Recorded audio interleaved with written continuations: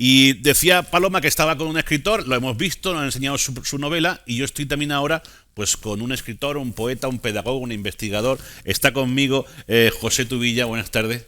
Hola, buenas tardes, Alfredo. Bienvenido, gracias por estar con nosotros. Gracias a vosotros. Gracias por venir, porque hoy es un día muy especial para los que más o menos estamos vinculados. Yo creo que todos estamos vinculados a un colegio, bien sea por los recuerdos nuestros como alumnos, bien sea porque ahora somos padres de alumnos de un centro, porque estamos involucrados en las AMPAs, por lo que sea, todos tenemos un colegio en nuestra memoria. De hecho, casi todos nosotros hemos salido de un colegio, somos lo que somos a raíz de nuestra formación en un colegio, ¿no? En los colegios de toda Almería se ha celebrado, y de toda España se ha celebrado hoy, el Día de la No Violencia y la Paz. Qué bonito sería que cada día se dedicara un ratico de las lecciones en el aula a hablar de no violencia y de paz. Pero bueno, hablaremos ahora de eso. El caso es que he querido que esté con nosotros hoy José Tubilla, porque él es el autor de este libro que tenemos aquí en la mesa, que se llama Cultura de Paz, Fundamentos y Claves Educativas. Ahí lo tenemos. Es importante hablar de la paz en el colegio, José. Es importante, tan importante como que a lo largo de la historia todos los educadores, todos los hombres de buena voluntad, sí, han tratado de idear proyectos para que a través de los centros educativos se pueda construir la paz. Siempre a lo largo de la historia nos hemos debatido en dos formas de pensar. O bien se fabricaba la guerra como una forma de creación y de beneficio para las nuevas generaciones y para las civilizaciones, o construir la paz. Lo cierto es que hasta después de la Primera y Segunda Guerra Mundial no se concibió la paz separada de la ausencia de guerra. Y fue precisamente en 1964 un poeta mallorquín, maestro primero y después que fue inspector jefe de la delegación de inspección en Cádiz, lanzó un mensaje que es el Día Escolar de la No Violencia y la Paz, ya en 1964, en conmemoración de la muerte por asesinato de Gandhi, de Mahatma Gandhi, que era uno de los padres de la no violencia. Pero precisamente 2 años antes, un maestro también y después inspector jefe en Alicante, Salvador Escarnet Barnet, publicó un libro que se titulaba Educación para la Paz en el Mundo, y ambos coincidían en que no hay forma de construir la paz, espacios de paz, de verdadera convivencia, si no es formando a los ciudadanos en esa idea de una paz que no es la ausencia de guerra precisamente, sino que es un conjunto de acciones que realizamos a lo largo de nuestras vidas, que no son visibles porque lo que parece visible es la violencia, y sin embargo hay una forma de resolver los conflictos que son inherentes a la condición humana, y a través de unos valores mínimos, de una ética mínima, que serían ya después de la Segunda Guerra Mundial la Declaración Universal de los Derechos Humanos. Lorenzo Vidal en 1964 lanzó aquella idea que recogieron algunos centros educativos de Cádiz, que después se extendió por toda Andalucía, y que más tarde, en 1981, la UNESCO dedicó precisamente este día, el 30 de enero, en todas las redes de escuelas asociadas a la UNESCO. Las redes de escuelas asociadas a la UNESCO, a las que yo pertenecí y que fui coordinador de varias, tanto en Sevilla como en Alhama, fue una idea también de 2 maestras: cómo hacer que los alumnos aprendan a convivir si no es respetando no solo los derechos que son exigibles, sino sobre todo los deberes que deben ellos de cumplir. Y la mejor forma fue precisamente con la creación de la red de escuelas asociadas a la UNESCO, que promueven la idea que está en la Constitución de UNESCO, que puesto que las guerras nacen en las mentes de los hombres, en las mentes de los hombres donde deben de edificarse los baluartes de la paz. Hoy en día los investigadores para la paz, a partir de los años 50, abandonaron esa idea del estudio de la violencia para convertirse en investigadores primero de detectar y descubrir cuáles son las prácticas pacíficas que hay en todo el mundo, las distintas paces, y después ver cómo esas paces que se construyen pueden, digamos que sería la investigación, cómo hay que formar a los ciudadanos y a los jóvenes, a los niños, a los adultos, y posteriormente cómo la formación debe de conllevar una acción. Lo que es, en realidad, en Educación para la Cultura de Paz, lo que se dice es informar, formar y actuar. Informa la Investigación para la Paz, forman en los centros educativos y en las universidades, y se actúa a favor de un derecho humano a la paz que no es el simple armisticio, la simple tratado como muchos pedagogos españoles reclamaban, que no solamente fuese un tratado bilateral o multilateral de paz, sino que fuese precisamente construir unas sociedades democráticas.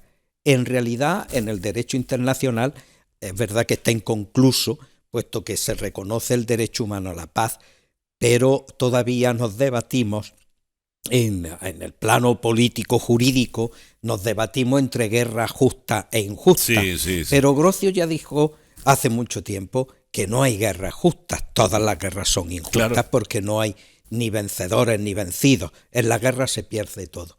El concepto actual de paz sería, como decía un jurista, entre ellos pues Calvarsar o Grossespierre, es que la paz es la síntesis de los derechos humanos. Sin ejercicio de los derechos humanos, sin satisfacción de las necesidades humanas básicas de los ciudadanos, pues difícilmente puede haber paz, puesto que hay conflictos no resueltos y por tanto ejercicio de la violencia. Nosotros en el programa tenemos una sección dedicada a la educación emocional para los niños, en el que hablamos de cómo se va construyendo ese libro de instrucciones que tenemos todos en nuestra cabeza, ¿no? Y se hace mucho hincapié, y hace nuestro experto mucho hincapié, en que de los 0 a los 10 años es cuando el niño va dándole forma, o se le va dando forma a ese libro de instrucciones del niño por parte de la escuela, por parte de la familia, de su entorno, en definitiva, ¿no? Qué importante, por tanto, es que se hable de paz en el colegio, ¿no? Para que esos pensamientos sanos ocupen una buena parte en ese libro de instrucciones, ¿verdad? Claro, pero la educación para la paz lo que exige es una educación socioafectiva, es decir, a partir de las propias experiencias que se tienen en el centro educativo, es como se van construyendo esos valores y esos contravalores también, cómo los niños en grupo construyen esas emociones, en las interrelaciones que se dan, y por tanto las emociones y la construcción de valores no son ajenos, no se pueden enseñar como si fuesen matemáticas, sino que fundamentalmente las matemáticas se aprenden con el ejercicio de la suma, la resta, etcétera, ¿no? Pues de igual modo la paz, que no es ni más ni menos que el aprender a convivir y a relacionarnos bien con los demás y aprender a resolver nuestros conflictos, se tiene que hacer dentro de una pedagogía de la responsabilidad, pero también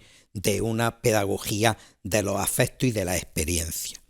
Y ya Pierre Bovet, que fue un pedagogo vinculado a la Oficina Internacional de la Educación, que fue, digamos, la antesala de la UNESCO, anterior a la UNESCO, ya escribió las actas de un congreso en Praga en 1923, que era La paz por la escuela. Y ahí Pierre Bovet, que era un psicólogo, decía, no basta solo que enseñemos a ser demócratas y a vivir bien y a resolver nuestros conflictos, sino que fundamentalmente en el espíritu luchador, que fue una de sus obras, que era psicólogo, tendremos que enseñar a los alumnos a ese instinto luchador de ser los mejores, en fin, un poco lo vemos en nuestros niños en los patios del colegio, ¿no? Está claro.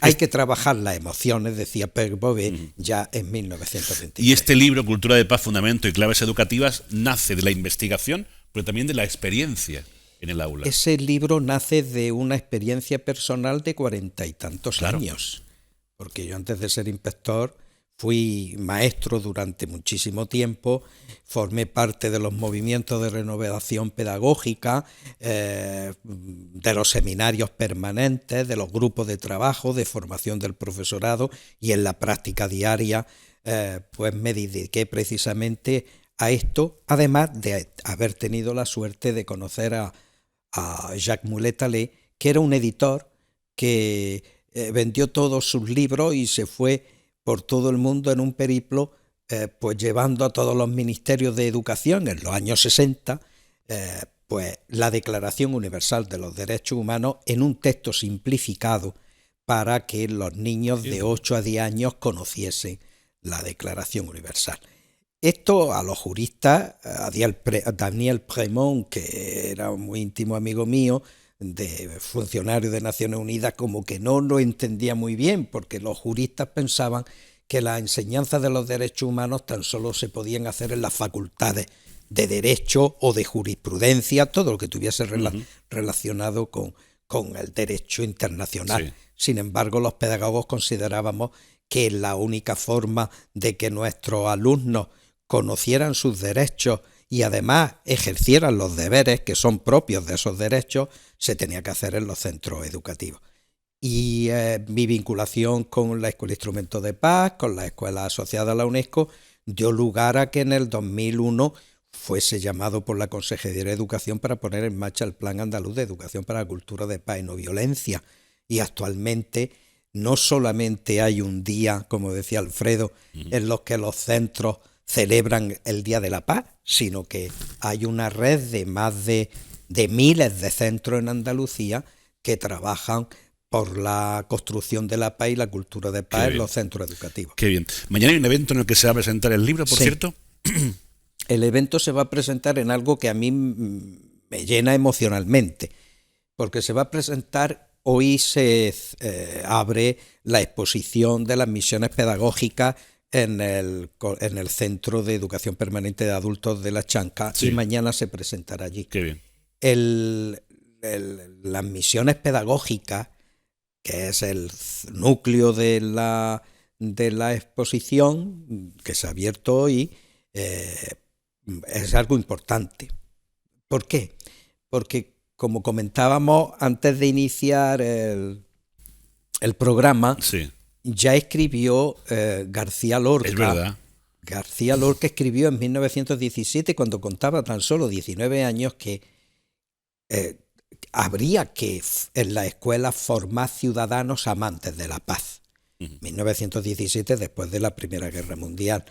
Y García Lorca formó parte de las misiones pedagógicas a través de la Barraca. Por tanto, el que se presente ahí tiene en ese marco tiene especial importancia para mí. José Tubilla, muchísimas gracias por haber venido. Ha sido un placer. Gracias a ti por invitarme al programa. Ha sido un placer. Gracias por el regalo y enhorabuena por todos estos años de trabajo. Muy bien. Al servicio de la educación, de la paz, pero sobre todo de nuestros niños y niñas.